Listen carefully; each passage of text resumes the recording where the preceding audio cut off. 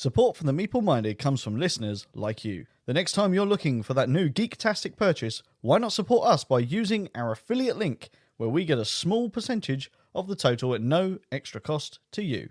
Go to thecomicshop.co.uk/Meeple Minded. Thank you for your support.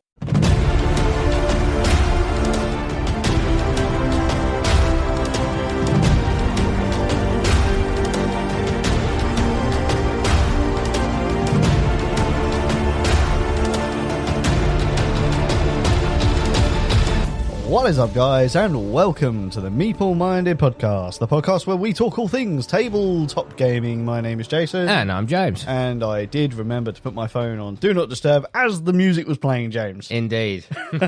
Have you managed to remember? I have. It was kind of you checking your phone that reminded me I needed to do it. We're very well prepared on this show, aren't we? We have a little checklist that we do before we go live every single time. I don't know where that checklist is, but I'm sure there is one. But yeah, Do Not Disturb on the phone, because it goes off all the time, annoyingly. Very popular. Granted, it's usually like spam emails or something like that. Yes. Anyway, how have you been this week, James? I've been all right, Jason. How are you getting over your cold? Because you've had a bit of a cold. I have had a bit of a cold. It's been cold week, hasn't it? Yeah. I mean, I hope that I sound a lot better this week. Yeah. I can actually talk, which is good. Yeah, last week was painful, and I mean, it won't be out by the time this episode comes out, but that same week I was also on Ant-Man's podcast. Yep. Literally 2 days after recording ours, and yeah, my voice took a battering that week. Yep. But yes, all better now, thanks to the cough medicine. Yep. And the such. Yep. Yeah, we hope it's dying off now. We're in the final stages, we think. Yes, yeah. I mean, I'm sure there'll be something else coming along to replace it. You know, we are in winter after all, where it's fashionable to get something like 15 colds and flus and whatever else they want to come up with. Not many games played this week, James. No, We've been a bit lax. Yeah, we have. Neither of us played games last night. Both just really drained and stuff, I guess, from the final recovery from the colds. Yeah, and work. Such. I just was knackered yesterday. Yeah, definitely. But we are going to probably crack out a game this evening after we finish recording, which is good. Yes. We can do that. After I've eaten. After you've eaten. Because I haven't eaten yet and I'm really, really hungry. So this will be a short episode, James. I know we say it every single time, and nearly every single time it's exactly the same length. Yes. But before we get to our main topic, James, do you remember the game we played this time last year? Was it Azul, Jason? It was. It was. That has nothing to do with the fact that you told me that just before we went live. No, of course I didn't. You just really dedicated to the cause. I am. I researched. By researched, you told me. Now, this is an interesting one, because we're talking about the core game, Azul. Not any of the sort of, not Stained Glass of Sintra, not Summer Pavilion, the core game, Azul. How do you feel about it a year on, James? Because I think with me, this is going to be the first where I've actually soured a bit on the game. But I think it's purely because the other ones are better. Yes. Than the base game. How do you, have you changed your opinions? No, I would have to agree with that one. After Stained Glass and Summer Pavilion came out, it's sort of like, I look at the base game now and just go, why? Like, it's pretty good, because it's probably the easiest to teach. I mean, it is still a game I would consider teaching new players and stuff like that, but I think when it comes to our usual game group, it's kind of always sat on this shelf and it very rarely comes off. Yeah. Stained Glass is just a better game all round. Yeah. I mean, I think for me, Stained Glass is my favourite. It's my favourite. I know you haven't played the brand new Queen's Garden. Queen's Garden, yeah, I have. I've played it once. You know, first impressions would say it's not going to overtake Stained Glass for me. It may well for you, because that game is far more thinky, to the point that I'd even say it shouldn't have the name Azul on the box. But we will get that one to the table soon, I do promise. Yep. Because I know you keep asking to play it. Yes, indeed. So yeah, we will arrange for that to happen soon. Hopefully sooner rather than later. But yeah, for me, Azul, is it a game that you would want to play again? No, I would want to play one of the others. Yeah, I think I'm going to join you on that. I wouldn't say that my rating of it was wrong. Yeah, it's just, it has been supplanted by the ones that have come after it. Yeah, so if anyone was to ask now, they were looking at buying an Azul, I would be saying, yeah, no, you want one of the other ones rather than base Azul. So, today, James, it's going to be a topical discussion, mainly because I had no preparation for this episode whatsoever, with it being really busy and getting over the cold and so on and so forth. But this one, we're going to be talking about Kingmaking. Kingmaking. I am the king. Yeah, well, so am I. I am the king. And in fact, neither of us are the king at this table because neither of us are in the king's chair. I mean, you are slightly... I am slightly further towards the king's chair, therefore I declare myself king. Okay, we'll go with that, James. You are currently the king. So for those of you that don't understand what I'm talking about when we say kingmaking, i.e. James, when I talked to you about this earlier, yep, you knew what I was talking about, but you didn't understand the terminology. So yes. Kingmaking is, for example... I have realised that we are in the last round of the game. There is no physical way that I can win this game. I then take it upon myself to perform an action which deliberately stops someone else from winning and allowing another player to take the victory. I have chosen who is going to win that game by making my choice of action. Is it, or is it not, the right thing to do? Is it unsportsman to make that call when you are knowingly making that call? How do we feel about kingmaking, James? Like most of these topicals, Jason, it entirely depends on which game you are playing, because there are many games where that's actually a core component of the gameplay. Yep, I would agree. I mean, should we start with your favourite game? Yes.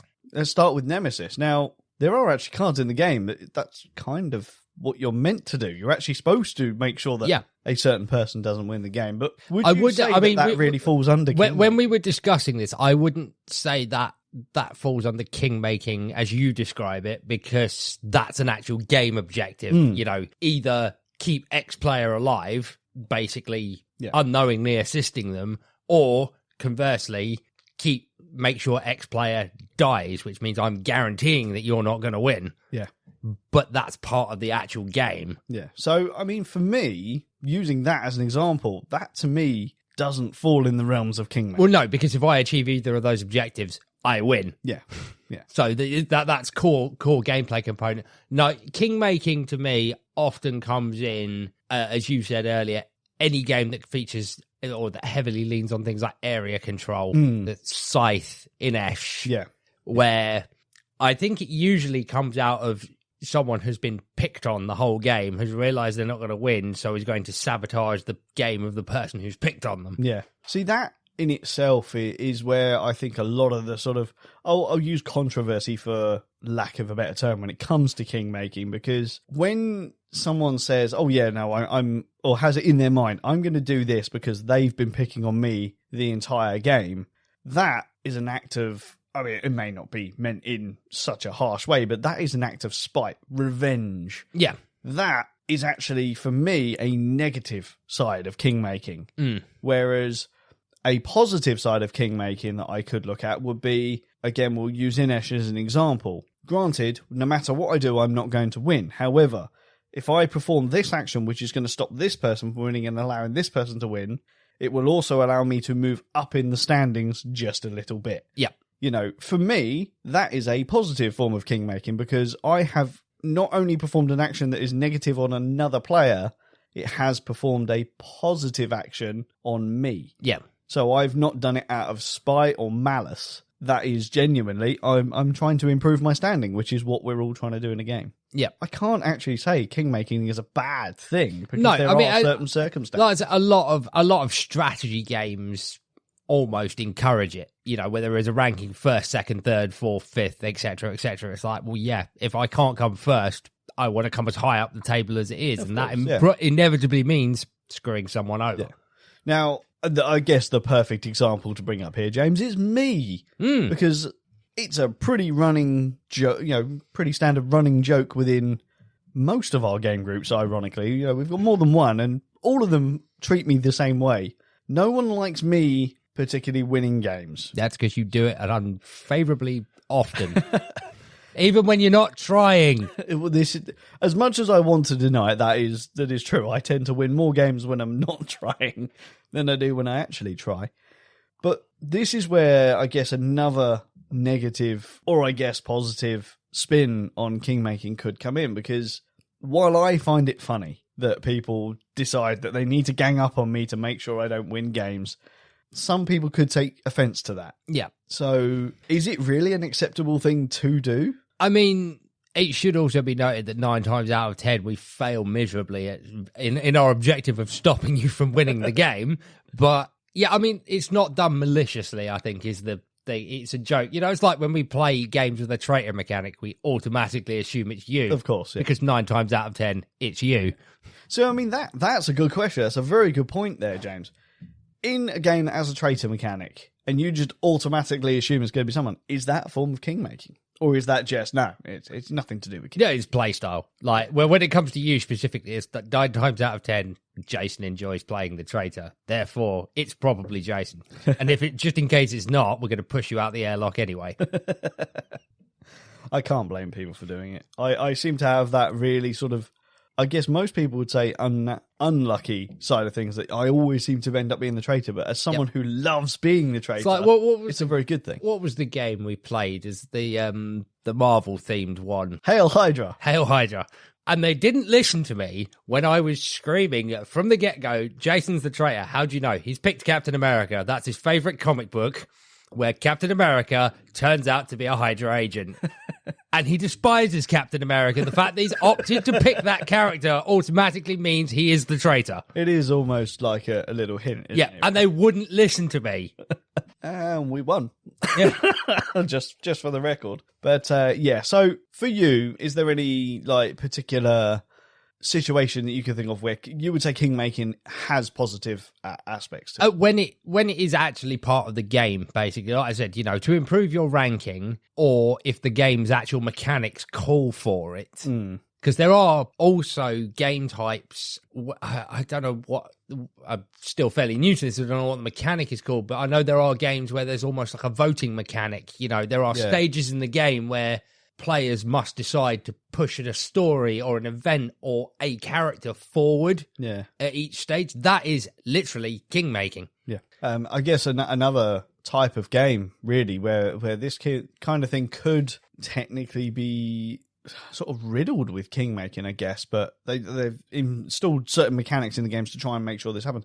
Party games, you know, the likes of Cards Against Humanity, Joking Hazard, all of those kind of things. If you were able to figure out there was a player that you particularly wanted to win. Yep. Because those games are so based on whoever gets to this amount of points wins. Yep. You could always, like every time you were the judge, for example, is like, if you knew exactly what their card was, it doesn't matter how good those other ones are. It's like, no, I'm going to pick that one. Yeah. But I mean, that would just ruin the game to me. But no, one, when we were talking about this earlier that you brought up, that's also a really good example of this is Downforce. Yes. Where it is literally part of the game because you'll have to bet on a car to win. Yeah. And if you didn't bet on your own car, you're obviously going to push it to the front. You're going to push to the front whichever one you bet on. Yeah. I mean, the question is that while that is, it seems like kingmaking, even since we had that discussion earlier, I kind of question my own logic on it, because while, yes, I am pushing them to win the race, kingmaking technically is meant to be me making them win the game. Whereas with that, I'm not actually wanting them to win the game. Yes, I want them to win the race, but of course I want to be the one to win the game. Yep. So is it kingmaking? It would come across it, but I don't think it is. It depends on how you view it, because yes, obviously the game is determined by money, but let's be honest, we all want to win the race. Of course, yeah. Despite the fact it's not how you win Downforce. Yeah, but you can't help but it's like, no, I want my car to come first. Yeah. So here's an interesting one for you, Joe. Here's an interesting question. I'm interested to see how you would react to this. Most players during a game will spend the whole game stepping on other players. It's part of the game. In a competitive environment, competitive games, it's part of stepping on your opponent. It's just part of it. Why is it okay to do that throughout the entire game, yet at the end of the game, which is where kingmaking ultimately will happen, you do exactly the same thing that you would have done 3 turns before, and suddenly it's a problem? I think because it's accepted that you are trying to win the game, which is why it's acceptable to step on other, tactics, outmaneuver, screw over the other players, because it's that is literally the aim of the game, to win. Kingmaking, I think, is frowned on because it's stealing the victory away. You're not directly going to benefit from it, except for, you lost. Yeah. I guess cooperative games, you don't really find kingmaking because everyone's working as a team, aren't they? Yeah. So that kinds to be the genre that you don't really find kingmaking. But competitive games, it's all over. Yep. And story-driven games as well. Yeah. I would say one of the worst is definitely area control. And again, to use Inesh as an example, there could be a situation where it's like, right, I can see that James is about to win with 2 victory conditions because he's in the right amount of areas with the right amount of troops. He's dominant in those areas, which means he's got that victory condition. He's also, by being in those areas, going to achieve the victory condition of having the correct amount of sanctuaries and things like that, which means he's got 2 victory conditions. However, I physically can't win this round. However, I can also see that Lil Jimmy over here also has a victory condition, but just 1. So I can stop James from completing his objectives, completing and winning with 2 victory conditions by taking him out in this area, which will also knock him down on the sanctuaries, which means I've just handed Lil Jimmy the victory on a silver platter. Now, chances are, James, I'm going to do that because I find it funny to screw you over in a game. Yep. And while we are on a mutual understanding, you find it funny as well, as grinding as it can be sometimes. That really is, to an outsider, could be viewed as quite a malice thing to do. Yeah, it could, but it's part of the game. That's what I mean. Those area control games encourage it. So would you say games that are like that, because of things like kingmaking, are not good for, say, newbies to play? I would say it's part of an understanding. Like I said, you've just given an example of negative kingmaking there. Again, positive kingmaking can come where there are, I mentioned it earlier, story-driven elements to it, or factions, where it is, my faction can't win, but I'm allied with this faction. So story-wise, I really should help them win. Yeah. If I can do something to stall their enemies, it fits the narrative of the game. Yeah. That sort of thing. I mean, I have one bit of advice, I guess, if you're not really into the whole kingmaking thing and maybe having that victory snatched away from you, there is one thing that I would say, and that is, I've got to think of a way of saying this on a family-friendly show, but basically, don't be a male appendage. Yes. During the game to other players, and they're less likely to sort of conspire against you or pick on you at the end, causing you to lose. Yeah, I mean, sometimes, again, you say picking on them. Sometimes it can happen non-maliciously. It's just, well, I want to win the game, and stomping on you is the quickest path to that victory. Yeah. Sorry, you just, Scythe is like, it's when you play a full game of Scythe, it's like, well, sorry, but you're next to me, and I've just got that perfect storm of a setup. Yeah. It's nothing personal, but just, if it was, like, I'm picking on you, Jason, if it was little Timmy who started next to me, I'd be stomping on him, but you just drew the short straw. So that's why you always sit next to me at the table, isn't it, James? I figured you out, son. Yeah. Stay with us. We'll be right back. Could you design a video game? On the Gaming Blender podcast, Scott and Matt design a brand new hypothetical video game each episode using randomized game mechanics and genres. Sometimes we like to set ourselves a challenge. Number 22 is a mobile game. So whatever we do, it's got to be available on mobile. Mobile games. And sometimes it's just plain weird. Bugle. Yes. Almost a beagle there, and that's a dog. Perkins, sound the beagle. The Gaming Blender podcast is available on all your favourite podcast apps, and we promise there's no microtransactions. Whoa! Yeah, I think we're both as bad as each other as well. What's the first thing we're going to do? How can I... Max. How can I get here as quickly as possible to destroy him? She's never good. That's not actually the objective of the game. Be quiet. We're having a mech fight. Yeah. You play your game, we'll play ours. And in that instance, it gives everyone else... Technically, we're conspiring there, James. We're conspiring as kingmakers to let the others win the game because we're so focused on destroying each other that we've completely lost track of what everyone else is doing in the game. Yes, I like. Scythe is a deeply strategic game. What? Yes. Charge. Oh, hang on a minute. I'm stuck on my island. I need mechs first. So you could just build a tunnel. No, I need Mechs. Oh, this has turned into a bit of a scythe there. Yep. Scythe love fest there, isn't it? It is. I've said it multiple times. Games like that really do that. That's where the king-making comes in. Yeah. So, anything else you can think of to bring up about king-making, James, or how to avoid it, or anything like that? I don't think you can avoid it, because at the end of the day, if that's what a player's going to do, that's what a player's going to do. Yeah, exactly. Yeah. If the only way to avoid it is to destroy your enemies completely and utterly, so that you are the only victor. Yes, the Hunger Games. Battle Royale, the Hunger Games. Be completely merciless and eliminate everyone, therefore no one is in a position to challenge you, and be made king. Now, this is where I am. You king make yourself. Yes. This is where I have to be the professional thing. And just, the Meeple Minded does not advocate king-making in any way, shape or form. I don't like sounding like that.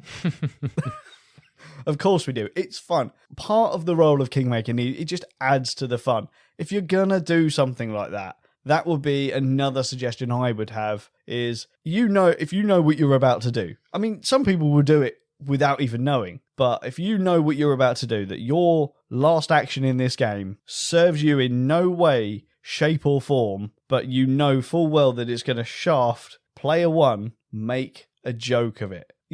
Just make it funny. Because that's completely the opposite advice to what I would give. It's like, as you move your miniatures or roll your dice, whatever, be sure to maintain eye contact to assert your dominance. So there's two paths there. I know what I'm doing, and I'm going to enjoy this. Yes. And in that instance, you want to get one of those big long sticks that they used to use during the war to move move the pieces across. So just malicious smile. Mm-hmm. It's like, I know what I'm doing, and you now know what I'm doing. It's that crestfallen look as they realise what you're doing. What? Why would you be doing that? Oh. No! Cue the Calculon scream. Yeah. No! So, yes, king-making. Interesting little subject. This is not... It's not us advocating for king-making. It's not us defending king-making or anything like that. It happens. Whether it's intentional or accidental, it happens. Yeah. It's a sort of side effect of competitive gaming, isn't it? Yeah. And when the way I look at it, to be honest, is if a game is that close where you can perform a single action or a turn where it changes the winner from one person to another, that is a sign of a really good game for me, because the game has been that close. Granted, I may well be out of it.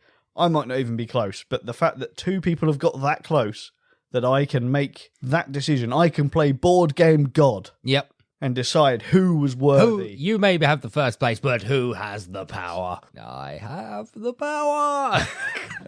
And He-Man as well. I can't wait for that game to turn up. We're not talking about that game. That's it, guys. I don't think we can really talk about king-making anymore. Yep. I said this was going to be a really quick episode. You say He-Man, it's like I kind of feel like when Skeletor gets the sword of power. Recently when I do it, it's like, oh, who's got the power now, huh? Oh, yes. Anyway, I would like to know what all you guys out there in podcast landia think about king-making. Are you for it, against it? Are you completely indifferent to it? Have we missed certain things? Because I would be interested to see if we have. Like, is there a particular game you think that king-making becomes a real problem in? We'd love to know. Let us know on all the social media platforms or on our Discord server. Links to those are in the podcast description. Now, over to you, Paul. Captain! Monopolonians have just dropped out of warp off our starboard bow. They're hailing us.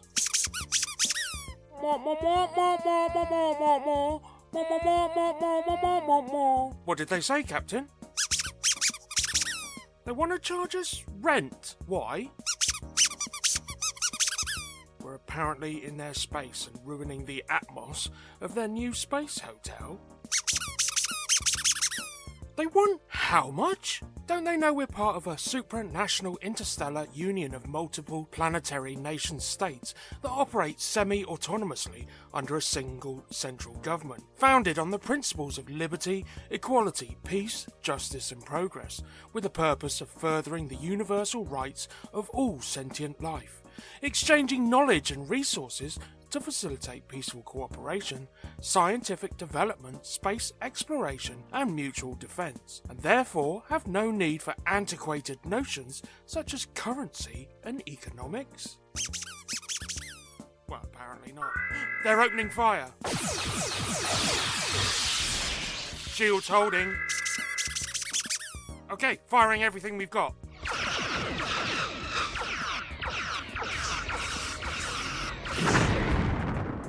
Enemy destroyed, Captain. Oh God, I'm bored. I told you we can't play Starship Captains. The box is damaged and has to go back. No, not even once. Look, I was looking forward to it too, but these things happen. Look, go find something else to play and I'll get on with the news, alright? Button please. Thank you. Contra, the board game from Adam and Brady Sadler, and Mega Man Adventures from Peter Goosis and Michael D. Kelly, each of which is an adaptation of the original Nintendo Entertainment System video game, and sharing a box design that's not too dissimilar from the old cartridges, are finally making their way to the retail market. The two games were first announced by Blacklist Games, with pre-orders for Contra the board game having opened back in July 2020 and are now rolling out to stores as we speak. Ravensburger continues to find new ways to push its Disney licensing with the announcement of Disney Space Mountain game All Systems Go, from designers Chris Leader and Kevin Rogers, giving you a way to skip the lines and emulate the amusement park ride. The game is a press your luck design, with you trying to visit 5 spaceports and complete 5 mission cards, but if you can't afford to fuel the navigation dice rolled on your turn, you lose any current progress. In 2023, ILO plans to release micro-expansions for several of its titles, with King of Tokyo, Even More Wicked, being first up, allowing you to add the wickedness gauge from its King of Tokyo Dark Edition to a standard game of King of Tokyo. From the samples on show, these powers seem to be the same as the ones included in that standalone game. Board Game Arena has seen an increase in available games since its acquisition by Asmodee back in February 21, which have gone on to expand into competitions and tournaments playable online. The latest to be added to the plethora of content is the one and only Ticket to Ride. Though not available at present, a number of expansions will also be coming to Board Game Arena in the future. Ian Livingstone's Judge Dredd board game, first released back in 1982 by Games Workshop, has been updated into a new edition from UK publisher Rebellion Unplugged and is set for release this month, only 40 years later, now under the name of just Judge Dredd. The edition features updated cards and rules, recoloured art from Brian Boland and Ian Gibson, a refreshed graphic design, and the introduction of specialist judges. Cheese Master is set to be released in early 2023 from Johan Benvunto and Alexandra Droit for 2 to 8 players, in which you attempt to determine how much cheese remains in the supply after each roll of the dice. Mice will eat the cheese, but cats will chase them away prior to the meal, with the exception of dogs scaring away the cats. Guessing correctly in a round and you lose 2 points, but you lose 1 point for not guessing at all. So is it better to make a guess? And our main story this week, following on from Catan creator Klaus Tuber's announcement last week on a novelisation of his beloved game creation, comes the news that the Catan World Championships makes its return later this month. Catan is looking to crown its next bigwig of bricks and sovereign of sheeps. The popular board game is holding its 3-day World Championship competition in Malta, Italy, in order to decide the best Catan player on the planet. Co-hosted by Catan Studio, distributor Cosmos, and Catan GmbH, the World Championship hasn't taken place since 2018, normally held every 2 years, alternating hosts between Cosmos and Catan Studio. The COVID-19 pandemic delayed 2020's scheduled bout. The group of more than 80 players pulled from qualifiers in 2019, 2021 and 2022 will all gather for the largest board game battle in the event's history. Appropriately held on the island county of Malta, which rests in the Mediterranean Sea south of Italy, the Catan World Championship will take place from November 18th through to November 20th. Fans and those intrigued by the notion of a competitive level Catan can catch a live stream hosted on the board game's official website. Defending champion Quetzal Jimenez will return from Mexico to guard their title. The ultimate winner will be awarded a stunning trophy and, of course, bragging rights as the best road builder, brick trader, and bandit dodger of the globe. Catan is the powerful, universal story of humanity's quest to explore the world, and by having the 2022 World Championship, we are bringing that quest to life. Players will have to be clever, flexible, and adaptable to bring home the championship title, said Kelly Schmitz, Catan Studios brand development director. One of the core messages of Catan is that we all grow and prosper peacefully, said Benjamin Tuber, Klaus's son and CEO of Catan GmbH. In order to achieve prosperity, we must trade wisely with one another and help each other out. My pick of games on crowdfunding this week has to be the board game adaptation of 1981's John Carpenter movie Escape from New York, with the game going with the same title. Escape from New York, the board game, has been designed by Kevin Wilson and is being published by Pendragon Game Studio, with licensing agreements with Studio Canal, so most of the visual artwork in the game is from the movie itself, and the project can be found over on GameFound. The premise of the game, if you're not familiar with the movie, is in the future, crime is out of control, and New York City's Manhattan has become a maximum security prison. Convicts within the prison manage to bring down the president's plane into their backyard and take him hostage. Snake Plissken, a wanted, one-eyed lone warrior finally captured, is coerced into bringing the president, the cargo he was carrying, out of New York within 24 hours. So, you go in, find the president, bring him out in less than 24 hours, and you're a free man. So in Escape from New York, the board game is a semi-cooperative game for 1 to 4 players, where you can take on the role of Snake or one of the 3 characters he makes an uneasy alliance with, in the form of Brian, Maggie, or Cabby, as you attempt to rescue the president, find his precious tape, and bring them out to safety. All this while dealing with the gangs of the most dangerous prison in the world, the entirety of Manhattan. You can work together, search for the 3 things you need, the president's case, and a diagram of the bridge's mine locations. That being said, you may just want to decide to secretly satisfy your own personal objective at any moment during the game, escaping from New York alone and betraying your companions. But whatever you decide, you must face the bands of Manhattan, headed by the Duke of New York, who will hinder you by moving prisoners and bosses to consume the short amount of time you have to complete your mission. There are 3 pledges, not including the retailer pledge, as well as additional add-ons which can be included with your backing. First up is the core pledge, which will get you everything you need to play, including any unlocked stretch goals associated with this pledge, and this will set you back £51.